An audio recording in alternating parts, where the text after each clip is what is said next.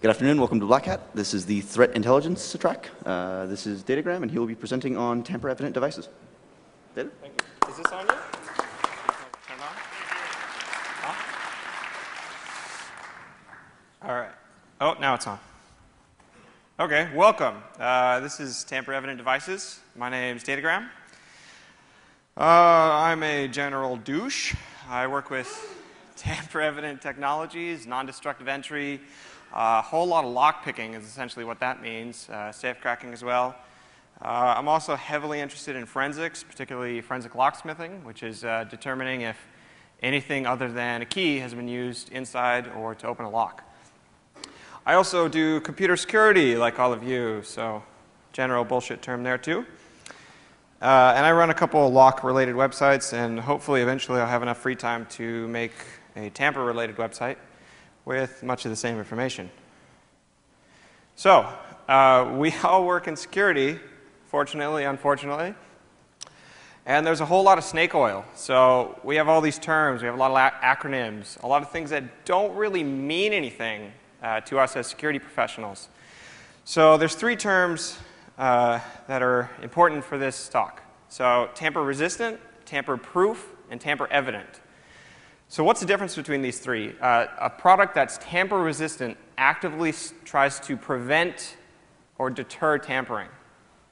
Something that's tamper-proof is mythological. That would imply that you cannot tamper with it in any way.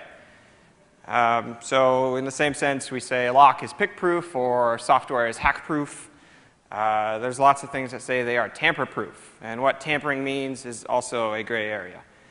And then there's things that are tamper-evident.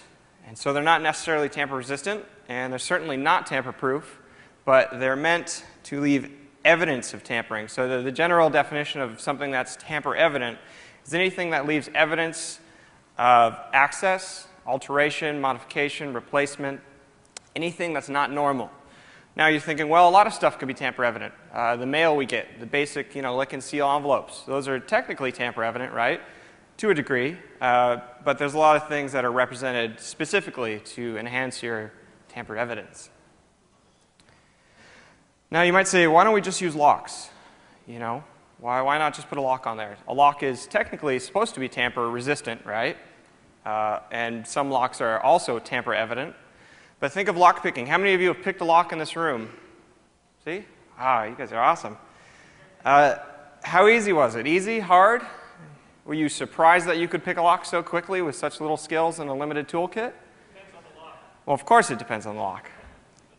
But all the locks we picked to start, well, we live in America where we all use shit locks to begin with. So they're all very easy for the most part. So why don't we just use locks? Why don't we lock up whatever we don't want accessed or altered or replaced? Locks are expensive, very expensive. Locks usually come with keys, and then you have the whole problem of key management and key distribution and all that sort of stuff.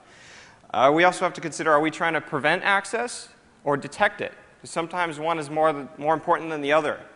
And then you also have to consider that locks need to function. Tamper-evident devices generally are one-way locks. They have no keys. They just lock up, and the only thing that they're supposed to do is leave evidence of them being unlocked.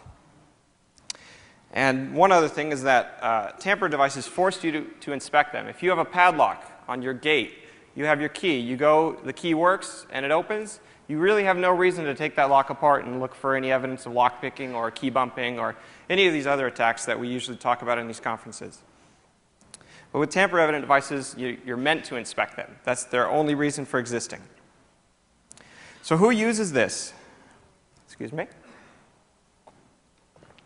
Everyone, all of you right now, has bought, has on you, or has at home a tamper-evident device. Some are there because they're required to be there by law. Some are there because people want them to be there so that you have confidence when you buy their product. And lots of other reasons. So food and drug packaging, all the medicine bottles you buy, all the food you buy. Quality assurance, saying that this has gone through inspection so it should meet factory specs. Warranty fraud protection. So everyone, how many of you own some sort of gaming console, a TV, a DVD player? Everybody, right? How many of you own a phone? All of those probably have little tamper-evident seals on them to to ensure that you're not voiding your warranty, and to generally cover other people's asses. There's also transportation security. You know, you think, okay, I have my iPhone. Those have little seals. When they get shipped to whoever sells the iPhone, I don't have an iPhone. I don't know who sells and buys iPhones. But you'll come to find during the course of this talk that I'm kind of a giant noob. So you can do 10 times better at all this than me. But think of, you know, from the manufacturer to the end user, how all those goods get shipped and stored and transported. All those use tamper devices in some form or another. And we're not talking about, you know, a big crate that has a tilt sensor or a water sensor. Those are generally damage detectors. They also have tamper-evident qualities.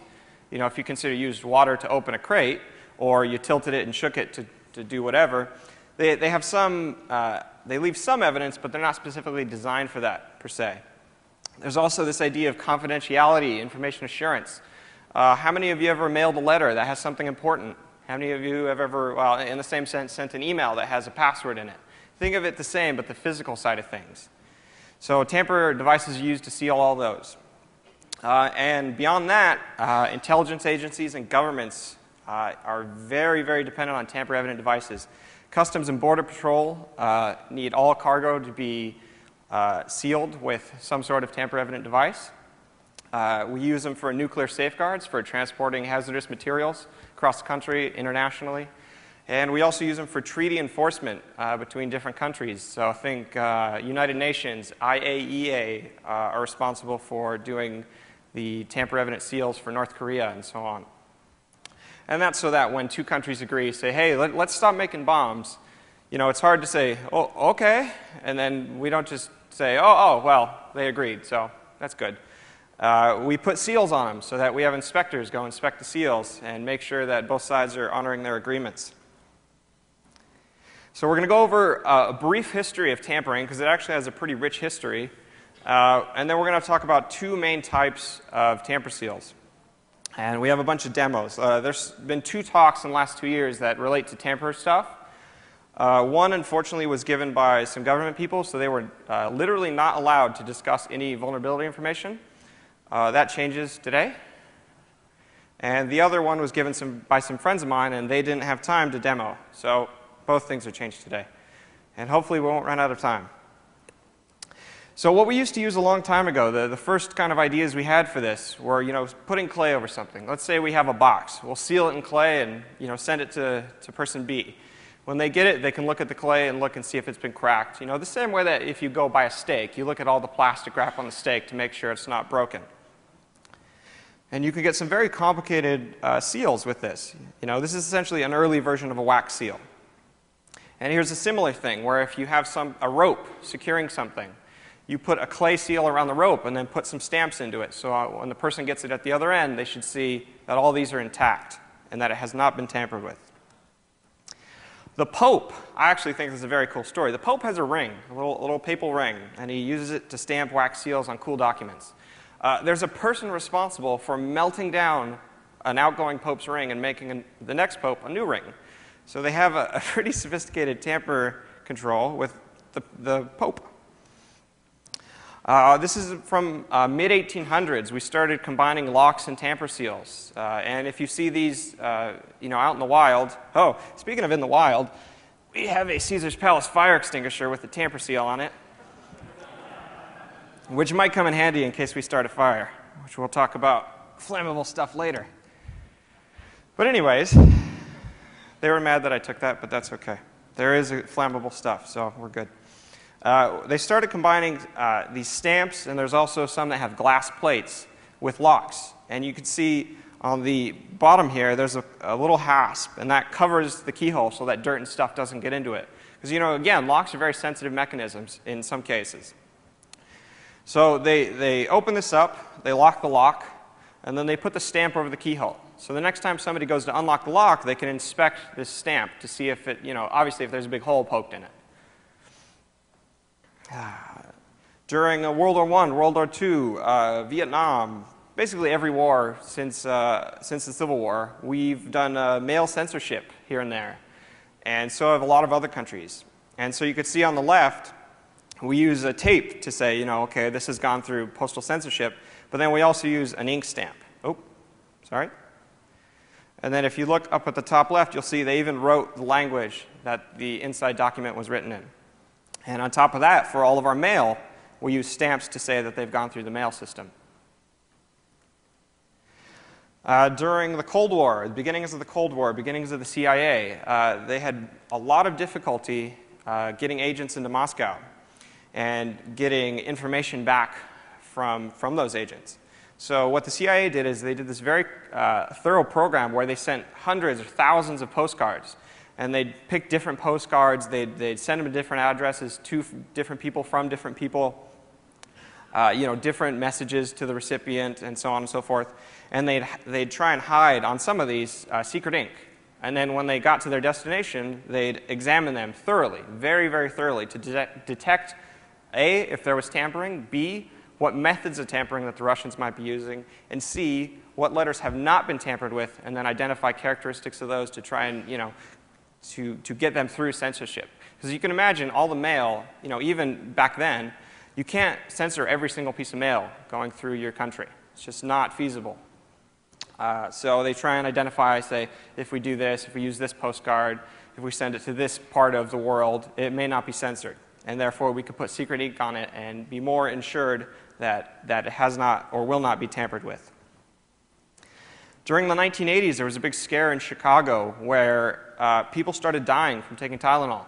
And they found out that some of the pills had been replaced with cyanide instead of Tylenol. And I think 4 or 5 people died, and to this day, they don't know how it happened. And Johnson & Johnson, then I think still owner of Tylenol, said, as far as the factory is concerned, we can't detect tampering. They seem fine after they left the factory. But they still frantically pulled them off the shelves of Chicago. And after all this kind of went down, we developed a Federal Anti-Tampering Act, I believe of 1982, might be 1981. And that led us to modern-day seals, where now all pharmaceuticals are required to have these multi-layers of seals to get to the actual medicine. So if you think of your typical medicine bottle, we have to open the box. We have to take the plastic wrap off the container. Some of them have apparently child-proof, but sometimes adult-proof lid to take off. And then below that is a combination wax and adhesive seal covering the actual pills. Again, talking about how many of you own Xboxes. Previously, Microsoft used a warranty sticker that would seal up the case that you would theoretically have to remove the warranty sticker, and then it would show a residue saying it's void on their Xboxes. And so people started making YouTube videos of them removing the warranty sticker and then opening it up and then modding their Xbox and so on and so forth. So Microsoft was like, well, we're very proud of our product, but we're going to introduce a new seal. So now there's videos of this seal on YouTube being removed with a hairdryer and wax paper. So it's cover your ass territory, and it's not very secure in the sense of leaving evidence of tampering. We use these a lot for evidence handling and cash deposit transfers, and even, I learned this recently, duty-free bags, you can store certain so-called dangerous materials, chemicals particularly, you think aerosol cans and nail polish remover and that kind of stuff. As long as you get there with the sealed duty-free bag, then it's okay to take on the plane. So think of the implications of that if you were able to tamper those properly.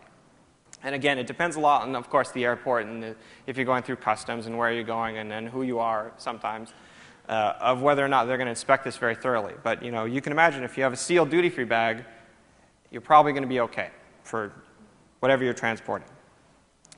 I just said we use these a lot in evidence handling, so sealing evidence bags. This is obviously just a manila envelope, but we also have dedicated evidence bags that look a lot like the cash deposit bags that we talked about. And it's just a basic adhesive seal, for the most part. We use these a lot in electronics now, and this is where it kind of borders on tamper resistance, because the goal of a lot of these things is to prevent reverse engineering and a lot of the hardware and software level attacks that all the rest of BlackHat talks about. So here's an example of a Motorola chip, and the leads are all covered in epoxy. So it makes it very difficult to remove the chip or have access to the leads. And then if you were to gain access, it should presumably be evident that you did so, because you'd have to remove the epoxy, and then it may or may not be very difficult to reapply it properly. And if you want to get even crazier, you can coat your whole chips in epoxy, and then you can't even see what's on it. And so this is more of a government level thing where they want their crypto chips, or for commercial purposes, a lot of DRM chips will just be completely covered in this stuff. So it still works electronically, of course, but it's much more difficult to reverse engineer. And it also should, again, theoretically leave evidence when you try and get rid of this stuff, because it's very hard to reapply.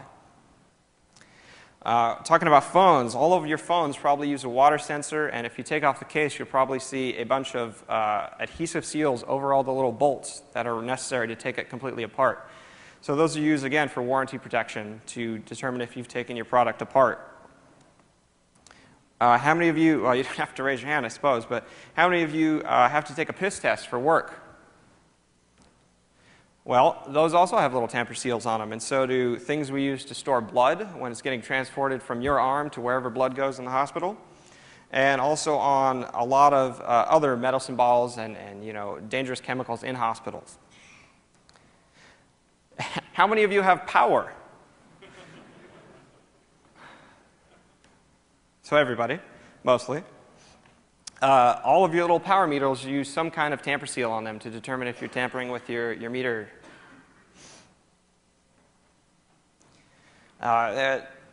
This is one of the, it's called a bolt seal, and this is used for cargo transportation a lot. If you drove to or from BlackHat or DEF CON, take a look at all the big rigs when you're stuck in traffic wondering why they chose to put 10,000 people in one city for the weekend. And you'll find a lot of these things on the back of trucks, and it'll probably be combined with padlocks in the most cases. And they're just these little one-way locks that snap together and are very difficult to remove by hand or with machines. One thing that I might not have pointed out is none of these prevent theft. That's not their goal, only to evidence theft. So the actual removal method for this seal, when it gets, the truck gets to its destination, is to cut it off with bolt cutters. Of course, after you've inspected it and made sure that it does not indicate tampering. But all of these can be ripped off or removed very easily physically. The IAEA does treaty enforcement with North Korea, and they use this thing, it's called a cup seal, and it's a two-part thing that snaps together similar to the bolt seal. And the holes are so you could thread a wire through it, and then you could secure whatever you have. They take it to the next level, and they put these scratches here and little dabs of solder, so that even if it were replaced, it would be evident that it was replaced or tampered with. So, when they install this, they do all this to the one half of it, they take a photo of it, and then they snap it together. The next time they do their inspection, they inspect the outside, of course, they cut it off, whatever they're going to look at, and then they cut it in half and look at this to make sure that this pattern is the same. This is a picture of Marines sealing a container of nuclear material, and if you notice, the seal that they're using is the exact same seal that was used in the photo of the man holding up the evidence bag. It's just a simple little sticker, basically. So, as with most security products, there's a lot of strange representations of how these things are supposed to function. Is anybody in this room uncomfortable removing a zip tie without damaging it? Ha ha ha, right? I'm not kidding. I'm not kidding whatsoever. I found it hilarious that zip ties are sold as tamper-proof, almost universally. Now, maybe they don't mean that. Maybe they mean, well, once you store it on something, it shouldn't come apart easily. But they do use the word tamper-proof, which I find interesting. So let's use a different example. What about actual tamper companies? Tamper-evident labels, in this case, an adhesive. So it says, impossible to reseal or reuse. We'll talk about mechanical seals, one of these little guys, and it says positively tamper-proof. And you'll laugh at that in a moment. So, what makes something tamper-evident? It's durable for whatever it needs to be durable for, but it's weak. It does not resist physical manipulation or removal. They're generally one-way lock mechanisms. Tamper-evident devices should not be resealable, because then essentially they become a lock, which can be opened and closed surreptitiously. They usually have unique identifiers. Most of these here have a serial number, so that if you were just to try and replace it, that would be obvious, when the person comes to inspect it. Our friend the fire extinguisher does not have a serial number. But again, it's just a fire extinguisher. Most of these are very sensitive to almost anything. So when you have a tamper seal, This is a cable seal we'll talk about in a minute. Oh, something stuck. Oh, there we go. So it's just this little wire. And so, see, I pull it to make sure it's closed, right? So that's called the tug test. You tug it, make sure you feel. Some have a little bit of play, so you can incorporate that into your inspection to see, if it doesn't have play, that means it may have been tampered with. But these are all very, very weak to everything you can imagine. So how do we inspect these? Because, again, when we defeat these technologies, we usually defeat the person. It requires somebody to inspect it, to actually look and detect tampering. And again, better devices should make tampering more evident. It should be easier to spot. But that makes us lazy, usually. So again, we could just look at it. You see this is on here. Or our friend here, I'll just leave him up here. And we see, OK, that looks fine. Passes the tug test. Somebody just said, that's what she said. Thank you. You can also inspect it very closely, see if there's any little tool marks, any parts missing, anything melted, anything damaged, discolored. You can also disassemble it. We can cut this seal apart. We'll use this one since it's basically the same thing. We could cut this seal apart and look at if there's any inside pieces and see if they have tool marks or damage or have been replaced. And then you can get really hardcore about it, but nobody does. Governments and intelligence agencies do. Nobody else does because nobody has the resources or the time or, frankly, the patience. And then you can also think you can incorporate traps and alarms to make tamper evidence more easy to spot. So you think of the department store with all their little ink things. So if you walk out, it sprays ink everywhere. That's considered a trap. In the same sense, if you walk out and it has the little tag on it that starts the machines all beeping and all the security guards tackle you, that's considered an alarm. So what does defeating a tamper seal mean? So tampering, again, is a gray term that's hard to define. Is removing it tampering? Is cutting it open tampering? Is replacing it tampering? The answer is yes for probably everything you could think of, if you can think of a definition for tampering. And a true tamper-evident seal should attempt to defend against as many things as possible. But as far as defeating it, just tearing it off doesn't count as a defeat, because that leaves evidence. So when we defeat a tamper seal, we either make it so that we open it and close it without the inspector being able to identify it, or we replace it without them being able to identify it. Because if you replace it, you could just rip off what's there and put a new one on. But again, it has to have all these same characteristics, has to have the play, has to have the serial number, all the markings, color, all that sort of stuff. Any questions up to this point? We'll talk about actual seals soon. So there's essentially vulnerabilities in every stage of the design up to you actually tearing off a tamper seal as part of your actual process. So there's problems with design, problems that the end user can't really fix. There's problems with procurement. Think of if you set up a fake tamper company and sell them flawed seals that are easier to defeat in some way, but they pass all this normal tug test examination stuff.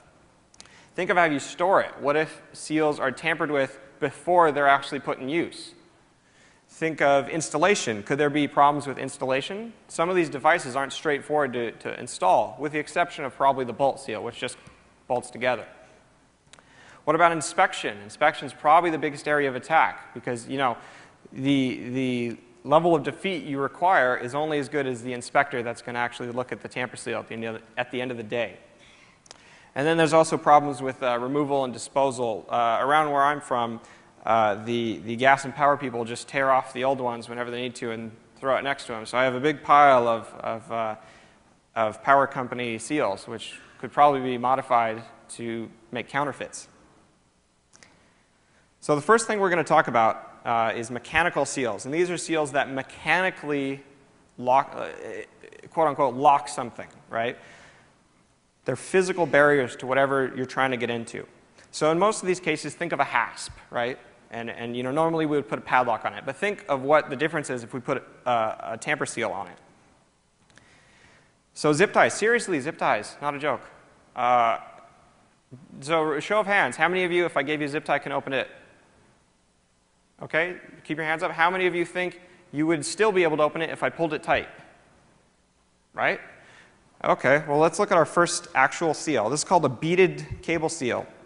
And it's just this little beaded leg, and it goes through the body. And once it goes through the body, you're not supposed to be able to pull it out. So guess what it is? A zip tie. A three-sided zip tie, essentially, is what this is, right? And this talk isn't really about naming manufacturers and saying people are liable. It's just about what tamper seals are and why some of them are flawed and what we can do to improve them. So this is a zip tie. How many of you think you could open this? Ah, not as confident now. So the first thing we can do is we can simply shim it. And we can do this with zip ties too. So I already have the shim sort of inserted. You can see it passes the tug test. Come here. In the red. Come here. So just lightly tug on it or you break it. Just make sure it's sealed. You sealed? Give them a thumbs up if it's sealed. Okay. Okay, so I've inserted a high-tech Coke can. And I've just rolled it up and got it around the cable. And I'm just going to push it through while pushing the cable through. And if I'm not a retard, you can open it. Right? Thank you for that one laugh, or one clap, sir. That guy was like, man, nobody else clapped. So that's it. And then if you want, you could pass this one around. And you could look at it. And I was playing with it before, so there might be little scrape marks. But for the most part, it's very difficult to tell. And there's tons of these. This is essentially the theme for half of the products most manufacturers make, is this basic zip tie idea of we have a little piece that goes in and you're not supposed to come out. Essentially a zip tie. Now they're serialized zip ties, to their credit, but they're all very easy to defeat. The next seal we're going to talk about is called a plunger seal. Just a note on naming. These are my names for them because every company picks retarded names for them, like truck seal. So there's 50 things that are truck seal that are all different. So I'm calling it what it looks like. So those are beaded cable seals, or just fancy zip ties is one of my preferred terms. This is called the plunger seal. And so it's a fixed length, obviously serialized little piece of plastic, right? And it just clips into the other end and you're not supposed to be able to open it. So the internals look something like this. It's sort of like a zip tie, but instead of our normal, what we're used to, they close off one end, they cap it, right? So this plunger just goes in and snaps in behind those little teeth. And then they designed the plunger itself to be more, I'm pointing here like you guys can see it, but I'm sorry. They design it so that it's hard to get your little shim material into there because you have to go through two 90-degree bends. And but they cap it on most of these. So what's the obvious method of attack? Decap it, right? So oh, and I totally forgot to mention my notes. The other qualification I have is I'm the leader of the motherfucking professionals, which is the team that won the Tamper contest last year at DEF CON. And will win this year. So we have a very extensive counterfeit part collection. So you don't need to counterfeit the entire seal. You just need to counterfeit the parts that allow you access to open it. So we have a giant box of different color caps that we've pulled from other seals. And these are, just think if you buy, 10 of each color, you just sit there with an X-Acto knife, you could cut each of these caps out. There's other techniques to remove them, but we don't really have time for that. But just look. And also inside, we also have replacement little detainers. So in case we mar them up with an X-Acto knife or something that we're using to actually open the seal, then we can always replace those too. Because none of these little tiny pieces are going to be serialized for the majority of these seals. The other thing we're going to talk about are, they're essentially the same thing. They're just little tiny versions of plunger seals. And if you remember our power company example, these are essentially what they use on the vast majority of little power meters. Just this little tiny piece of plastic that you could easily rip open with your hands. Usually a serial number or a identifier for whatever company. I don't know in Las Vegas who handles water and power, but probably whatever their initials are on that. And it's essentially the same thing, no cap, but now on most of these we have access to both ends of little holes. So you can imagine all the ways we can shim or counterfeit this little tiny seal. And if you notice, the one on the left does not have a serial number. Now, it probably should, but think if we have a blank, we could always determine what the method of printing is, print our own serial number on there, and just replace it, as long as we have color and serial number right. There's also what are called padlock seals, and they resemble padlocks. Now, the one on the left is a little bit better. It's essentially just a spring-loaded detainer, so when you put the shackle in, it snaps into place, and you can't take it back. So we could always drill out and replace the shackle on the one on the left. The one on the right is similar. You see it has this little flag here where a serial number should also be on the shackle. This one has no serial number on the body, but let's assume it could. So the insides look like that. It's just this little brass clip that springs out, and when you try and pull it out, it doesn't work. So we could take a high-tech lockpick, and we could just push those out of the way. But what I thought was a really funny attack was you could take a second clip, and you have just enough room. Probably better if you filed one down to take both out. And then you take your original, and you just snap it back into place. There, you want to try? Well, I'll give you both.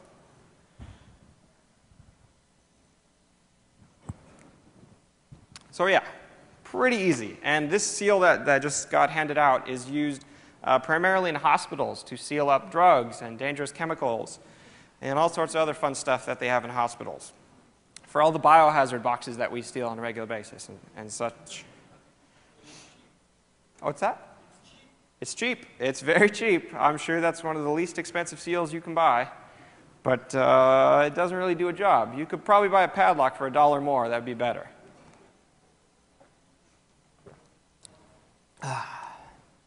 So there's another type of padlock seal, which is, depending on the design, it's hard to say what seal is better than others because it's very dependent on the company that makes it and, the actual design that they use and the procedures they use to distribute it and, the variety of colors and other kind of crap that they do. But these are just little one-way locks as well, and they just clip into the little plastic body. They have all metal versions, but the vast majority in use are plastic. And these are also used by a lot of power and gas companies for the meters. And again, the body's serialized. The inside is just these little teeth. So once you clamp it down, you're not supposed to be able to pull back up. And those little legs that force into the plastic are actually pretty strong and have a lot of force on them, so they dig in quite well. So you might be thinking, oh, can't we just stick a lockpick in there and bend them out? It's actually surprisingly difficult. So what our Tamper team came up with for a cool defeat, it's maybe not altogether practical in the field, but we do electrolysis on it and dissolve the plastic clip. Now, I think, honestly, you could do this in the field. It takes about a half hour to fully dissolve both sides. And the great thing is, you don't need to do this while it's actually sealed on something. You clip the little ring, and then you put it in your solution, and then you wait until you get all this. Now, you do need a replacement clip. So that's why we have a big box of replacement clips from all the different types of padlock seals we found. And I don't think we found any seals that actually resist this, of this type, except for the all-metal ones, because obviously the all-metal ones would go away completely. But when you're done, you get that, and then you can just pop a new clip in. And it doesn't damage the plastic, doesn't discolor the ink. Previously, we were using muriatic acid and water for, well, I guess that just makes it more or less muriatic. It took about 2 hours, but we realized we didn't need the electrolyte from the muriatic acid, and now we're just using salt water. So it's a lot safer, and we don't have to put big signs up at the contest that say, stay the fuck away from this cup. Not a joke, not a joke. We talked about it just briefly earlier, metal cable seals, and it's essentially just this body, and your metal cable strand goes through, and then it gets locked in place. Can't pull it out. So what it is there's this little gear, and when you first put the end of the cable in, it pushes the gear into this hole, and then there's a spring that pushes up into the cable, and that's what makes it so you can't pull out. Ha ha ha. But so let's talk about, we talked about how there's different flaws in the different parts of the tamper process, or I'm retarded. How there's flaws in design and installation, and what if you have access to it before it's installed. So does this seal look sealed? right? Looks good? Whoa. Oh, that's hot, right? So what's in here is just a little shim piece, just a little piece of metal that holds that piece down. So if the person installing it doesn't check that it's actually sealed, if they just pull it tight because you think, well, that looks fine, then they may not notice. So think of all these little attacks. And with the plunger seals, what you could do is, say you have access to them before they're installed, you can cut off some of those legs so that only one leg actually holds the plunger back. And then think of how much easier it would be to shim if you only have to remove one leg from the plunger. And the same is true here. What we can also do is use another high-tech piece of metal, and we can physically block the little gear from touching the cable. And so we just take our shim, see which end's thinner. Just take our shim, you place it in, and with this one it's kind of shitty, to be honest, because it's one of the small ones and it's not really used for anything important. And usually you have to tighten with the cable. So you're dragging it through with the cable and then it eventually blocks. But with this one, you can just kind of push it through because there's enough tolerance between the wall and the cable. So I'm tightening it now, make sure it goes in. And then I'm going to hold the shim in place, pull our cable out.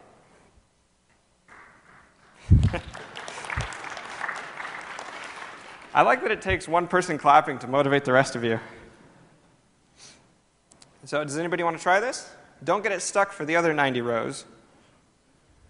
But I'll pass this around. You have the shim. So just get it in there and then hold it with the cable. Push it through. Shim is sharp, right? Yeah, well, it's small. If you cut yourself, you're retarded, so. But to be fair, I just got done with a 2-day BlackHat class, Monday, Tuesday, on tampering stuff. And we went through the whole box of Band-Aids, 3 or 4 of which I'm proud to say were my own. So don't feel bad if you cut yourself. But we will point and laugh at you. Some other defeats for these, because you consider it's just a little spring-loaded gear, some of them are ferrous. So you could, there's a bullshit discussion with John about whether or not magnets pull or push. I'm actually not very good at science. I flunked physics. So the idea is that you pull away the little gear, and then the cable's free, in the same sense that if you put the shim through, there's a barrier. But you could do this with magnets, and one of the teams last year at the DEF CON contest did this. Now, you need a bigger magnet for the bigger seals. That's one of the smallest ones that they make, but it's the same idea.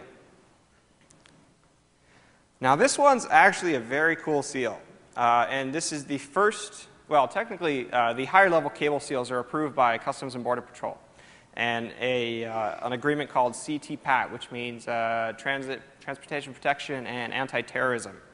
And that's what Customs uses to ensure cargo reliability and tamper evidence and so on and so forth. So the big cable seals are similar. This is the second one that they approve. And they only approve 3 mechanical seals, 3 types of mechanical seal, about 5 models in total between the 3.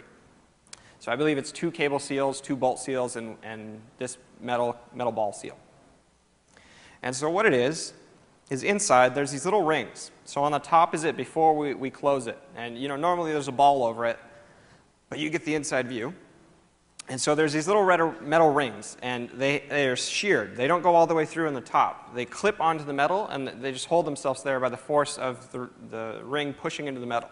Now when you push the cable through, it physically moves those rings, and they snap through the second hole. And then they have room to rotate and spin, and you can't pull your strap back out. So it's a very, very simple but ingenious design. And every company I can find that sells these represent them as tamper-proof in big red big red letters. Let me get some more water.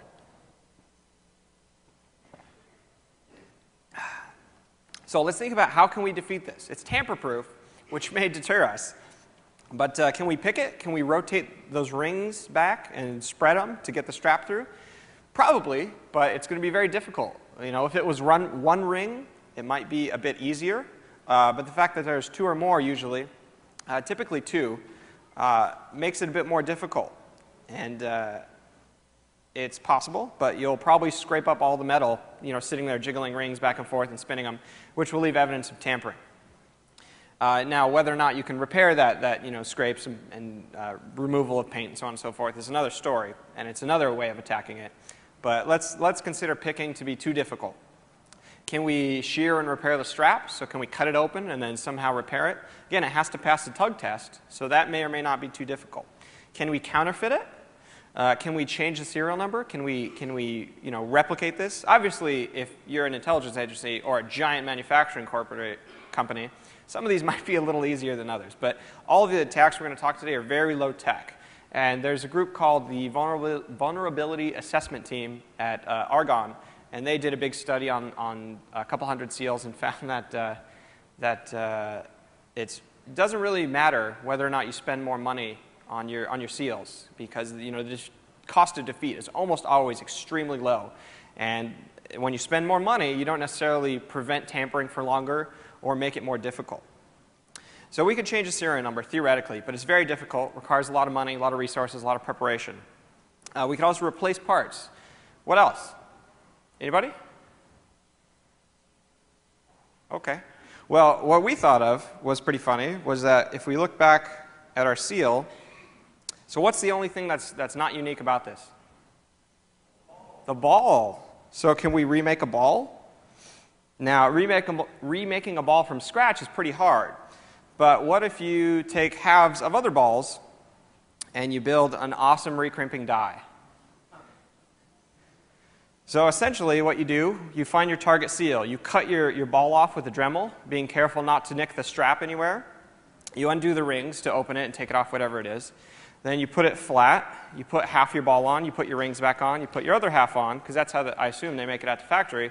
And then you recrimp it with just this little hand tool. And it's just these two little pieces of metal that you can hit with a hammer very softly. And then you get tampered seals. So can you tell which ones in that photo are tampered? 1, 2. How many think all 3 of them were tampered? That man voted twice. How many of you think 2 of them have been tampered? How many of you think 1 of them has been tampered? How many of you are gullible enough to think 0 of them have been tampered? Well, the answer is 2 out of those 3 have been tampered. Can you tell which ones? Now, obviously, this is a bit flawed, just looking at a photo with a single view of the seals. What's that? Yeah, 2 on the left. How? Small scrapes. Well, but the other one has scrapes. What about the scrapes here? Linear scrapes. That man must be a forensic expert. Well, I'm not going to tell you.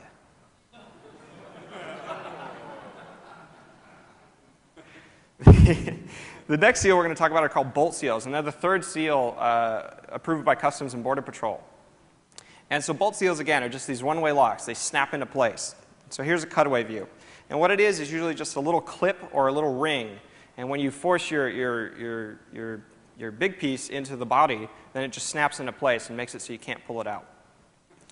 And so tampering with these can be very difficult. Again, let's look at our examples. So you can see there's a wide variety of different bolt seals available. There's some that are all plastic. There's one here that has a double serial number. There's one here that has, just a metal bolt and a single serial number, and so on and so forth.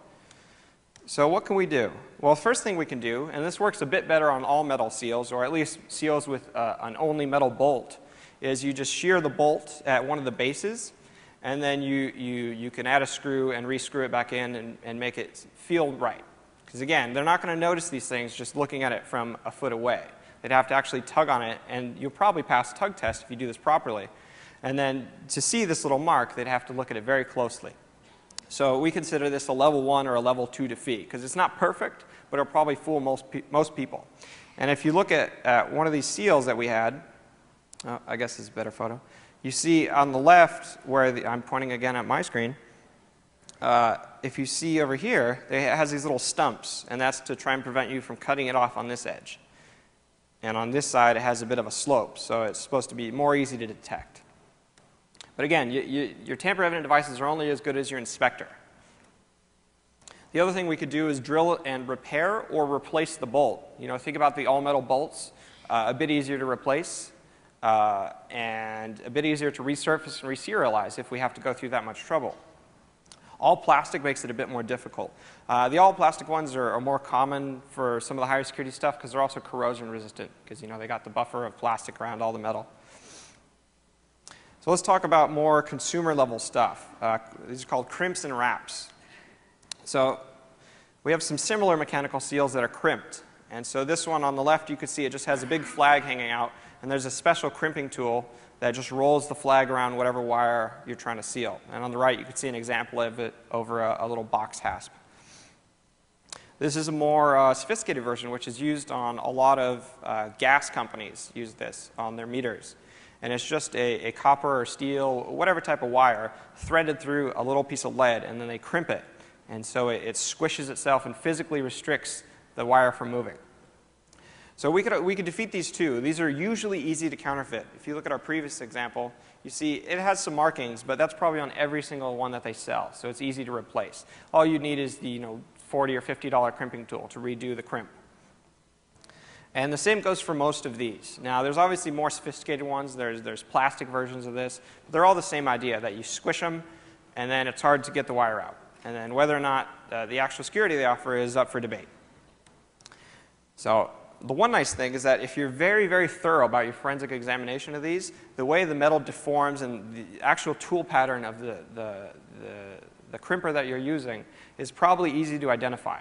So if you look at this one, on the bottom here, you can see how it folds and distorts the metal. You can take a photo of this, and then if you're diligent enough, you can inspect it very thoroughly at its destination to determine if it's the same seal or if it's been counterfeited.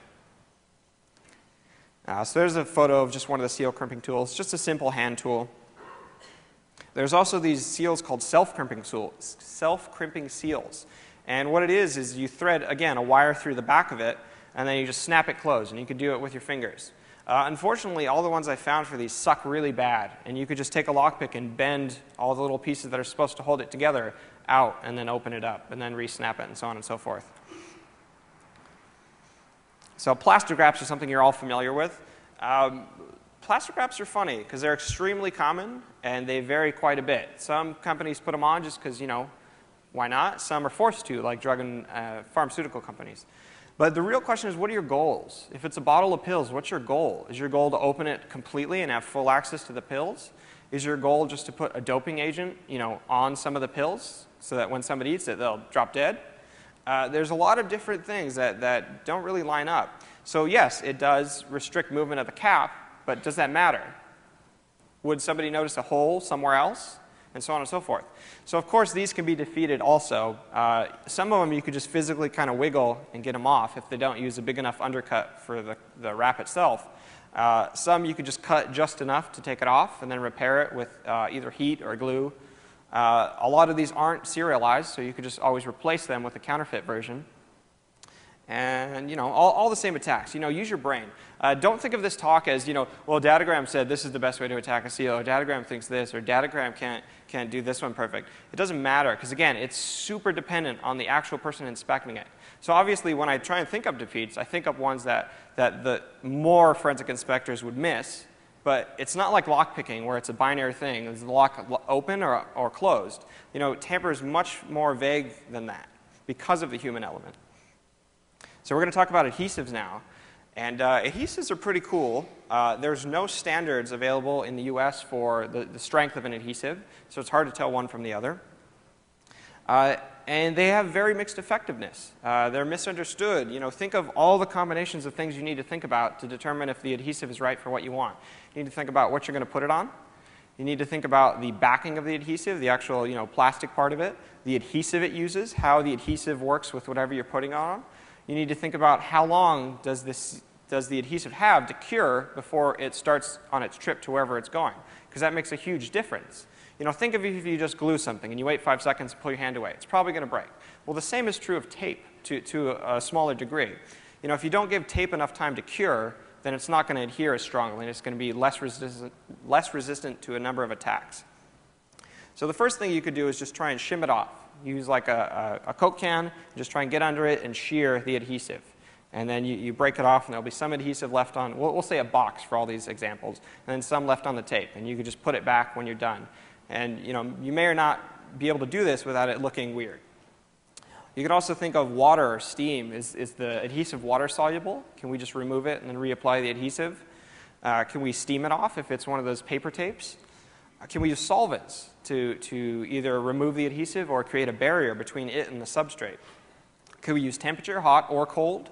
And can we always counterfeit it? So that's a good question, is can we counterfeit it? It's almost always the first question, because counterfeiting is usually the easiest defeat if you have the resources for it. So MIDI adhesives, despite saying tamper evident, I got to stop laughing because I keep fucking it up. MIDI adhesives offer zero security.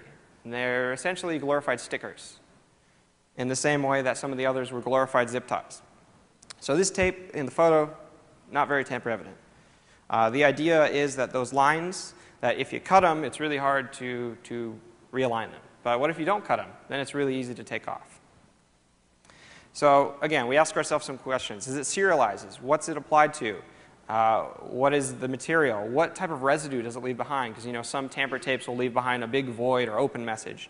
And how much do you really need to remove? Because that cuts down on your time to tamper. If I only need to remove half of it to open something, then it's a lot faster than if I need to do the entire thing. And it usually requires less resources. So there's technically three types of residues. There's what's called full residue. I'll just go through it here. There's full residue, which leaves residue along the entire width of the tape. And then there's partial residue, which just leaves a bit. So some might have a transparent full residue. You can see it because the contrast is kind of screwy. But if you look right here, you'll see there's a line. And then up here, there's another line. But this one just has the letters saying, this has been opened or whatever. There's also no residue tapes, which are usually just very small adhesives. And when you pull them off, it leaves nothing on the surface, but it makes the letters void or whatever appear on the actual tape itself, and usually ruins the adhesive so that you can't re-adhere it to something. So let's talk about solvents. Solvents are probably my favorite attack because they have the most cloak and dagger appeal to me. And I get huge boners for CIA stuff. I'll try and control myself, though. So here's a photo of me removing just EFF tape, the EFF disclaimer tape that says, we do this and that and that. And where I'm just removing it with some basic stuff. And all the stuff that we're talking about, Coke cans, I'm sure you can acquire, syringes, needles, solvents, all this stuff is very easy to acquire. It's just hardware stuff, hardware store stuff, drug stores, and arts and crafts stores, funnily enough. So let's talk about what common solvents are. Acetone is very good. Isopropyl alcohol. Literally, we can walk down the nail polish remover aisle in the market and pick all sorts of awesome solvents that are great for tamper. Carbon tetrachloride was used heavily by intelligence agencies, but we can't use it because we're afraid to die. But apparently, it's awesome at removing tape, so it's something to think about. I think it might be illegal in this state. I'm not sure. In a lot of states, it's not legal anymore. There's also MEK, methyl alpha ketone. The list really just goes on. It's a 10-year chemistry course to think of all this stuff. There's also a cool fluid called stamp lift fluid, which stamp collectors use. They don't want to have to use an X-Acto knife and cut out their stamp from the envelope to make it look nice. So they put it on the back of the envelope, and then that releases the stamp. Now, a lot of old stamps will use the same adhesive as most envelopes. So it also works to put it on top of the envelope flap, and it soaks through and dissolves the adhesive, or makes it weak enough that you could lift it. And again, there's a huge number of chemicals that you could use. Most are available at the hardware store or the drug store. So let's talk about how do we inspect adhesives. Because mechanical seals, we do the tug test. With adhesives, we want to look at them. And so we want to find all these different things. We want to find any cuts or tears or wrinkles. We want to find distortion or smearing and if there's words printed on it or a pattern.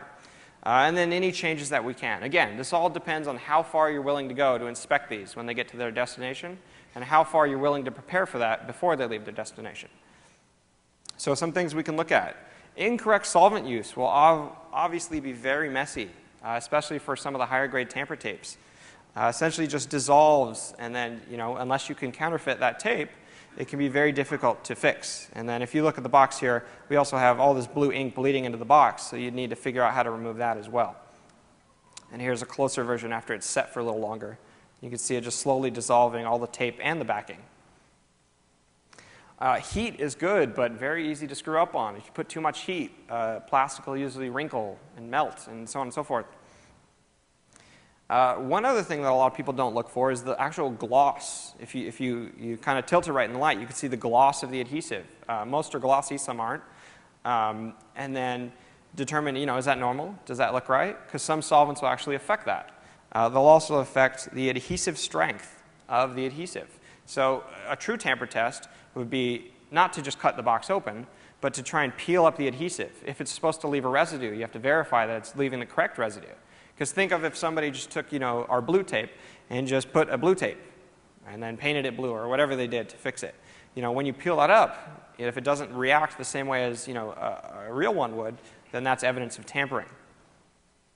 And then again, heat will ruin a lot of stuff. This is an acetate-based evidence bag security label, and heat makes it bubble and go all crazy. And you can see even the letters are all warped up here. We talked about how some solvents might remove the adhesive. A lot just lift it. A lot create a buffer between whatever you're applying it to and the tape and allow you to just pull it off. And then once they dry out a bit, you could just re-stick it as if it was a normal tape. If you have to add glue, it could be very messy. And you can see here around the edges, there's some glue. And because there's glue, a lot of little hair and fiber got stuck around the edges. If you have to use a spray adhesive, you need to consider that an aerosol can has propellant, and that will be on whatever you spray. So here's a photo of spray adhesive being reapplied to a tape, and that's obviously not normal for the, I don't know about you, but the tape I buy, I don't need to sit there with the can. So what else? We talked about some basic mechanicals. We talked about adhesive seals. There's obviously a lot more. In the history section, we went over a few. There's electronics, are one of the big ones. But it's hard to give a talk on those because they're so different from traditional tamper seals. There's plenty more. Think of envelopes. Think of wax seals, the clay seals we talked about earlier.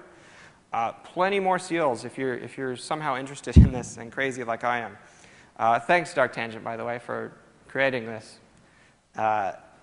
And then there's lots of practice. Lots of defeats are not easy. Some of the stuff I showed is pretty simple once you get the hang of it, but some require many hours, weeks, even months of practice to do properly. Because again, as people who just like to hack and do stuff, you wouldn't hack a machine and leave a big sign saying it's been hacked. You want to leave as little evidence as possible. So you go deeper and deeper into this. You get better and better at it, and less people will be able to inspect it and determine if tampering has occurred. So on that note, we can think, how do we improve our defeats to leave less evidence, to require us to do less repairs or replacements of parts and so on? And on the flip side, how do we improve all of our policies for installing and inspecting and disposing of seals to make this process easier for both the inspectors and all the people that have to use and be around these seals? And those questions are very dependent on your application. I think one thing that's difficult, because, in my humble opinion, talks like this haven't been given very much, that it's very hard to determine what's a good seal and what's not. Like, all the ones I passed out, say, oh, okay, it locks. But unless you actually go through all the trouble of investigating all these technologies and trying all these different things, you don't really know what that offers you, other than if somebody pulls it off, it's really obvious. So think of all these things. And think, a lot of you use tamper seals in various forms, either mechanical seals. Most of us probably use adhesive seals for our hardware products and so on. How do you integrate that knowledge into your business? You need to think as much as you can about this kind of stuff, because it does make a difference. And I give a lot of lockpicking and physical security talks because we focus heavily on digital security here. But the physical security is just as important.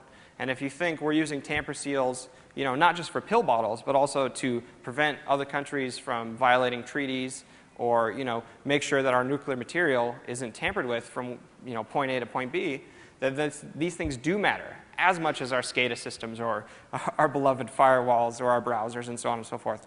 So just think about all those things. And I'd like to thank you all for coming.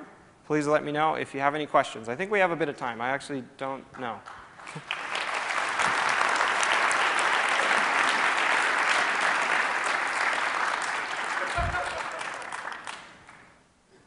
Yes, sir. In the competitions that you've done, what's given you the most trouble? The question is, in the competitions I've done, what's given me the most trouble? Maybe plastic evidence bags, just because those are frangible by nature. Announcing tamperevidentwiki.com. It's a community site for us all to talk about tamper stuff. Okay. DT just informed me that as soon as DEF CON starts, a site called tamperevidentwiki.com will be available I think the contest will be using that to store all of our defeats and information about the seals. So if you want more information, go there as soon as DEF CON starts.